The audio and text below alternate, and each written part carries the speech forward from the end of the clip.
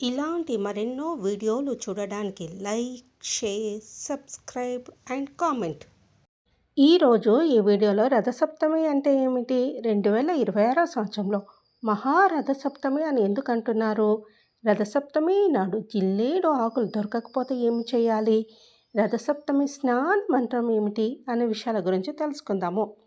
మాఘశుద్ధ సప్తమి రోజున సూర్యుడు తన రథాన్ని ఉత్తర దిశగా మరలించి లోకానికి వెలుగును, ఆరోగ్యాన్ని ప్రసాదిస్తాడని పురాణాలు చెప్తున్నాయి.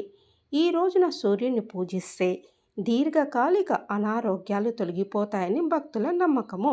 సాధారణంగా ప్రతి ఏటా రథసప్తమి వస్తుంది. కానీ 2026 సంవత్సరంలో దీనికి మహా అనే విశేషణం చేరడానికి ప్రధాన కారణము ఆ రోజున్న గ్రహస్థితి మరియు తిథి కలయిక. సూర్యుడికి అత్యంత ప్రీతిపాత్రమైన రోజు ఆదివారం.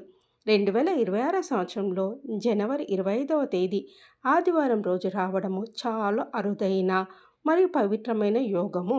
సప్తమి తిథి ఆదివారం వస్తే దాన్ని భాను సప్తమి లేదా మహారథ సప్తమి అని పిలుస్తారు.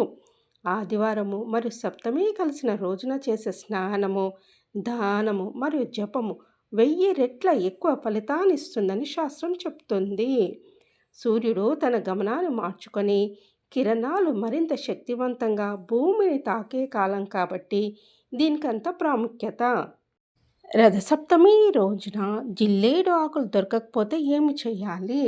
సూర్యుడికి ఇష్టమైనది జిల్లేడాకు, అందుకే దాన్ని అర్కపత్రము అంటారు. జిల్లేడుతో పాటు చిక్కుడాకులో కూడా సూర్యరశ్మిని ఆకర్షించి ఇముడ్చుకునే శక్తి ఎక్కువగా ఉంటుందని ప్రకృతి శాస్త్రం చెప్తుంది. జన్మాలుగా చేసిన శోక రోగ పాపాలను పోగొట్టాలని, మనోవాక్కాయాలతో అజ్ఞానం వల్ల చేసిన 7 విధాలైన పాపాలను, రోగాలను తొలగించాలని సూర్య భగవాన్ని కోరుతూ రథసప్తమి నాడు స్నానం చేయాలి. జిల్లేడు ఆకులను కానీ, చిక్కుడు ఆకులను కానీ తల మీద ఒకటి, 2 భుజాల మీద, 2 మోకాల మీద, 2 పాదాల మీద జిల్లేడు ఆకులు పెట్టుకోవాలి.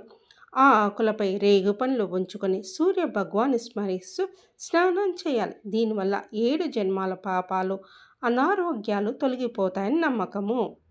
రథసప్తమి స్నాన మంత్రం: నమస్తే రుద్ర రూపాయ రసానాం పతయే నమః, అరుణాయ నమస్తేస్తు హరివాస నమస్తుతే, యజన్మ కృతం పాపం మయా జన్మస్తు సప్తస్తు, తన్మే రోగంచ శోకంచ మాకరి హంతు సప్తమి, ఏతజన్మ కృతం పాపం యజన్మాంతరాజితం మనోవాక్కాయజం యచ్చ జ్ఞాత జ్ఞాతే చ ఏ పునః, ఇది సప్తవిధం పాపం స్నానాన్మే సప్త సప్తికే, సప్త వ్యాధి సమాయుక్తం హరమాకరి సప్తమి.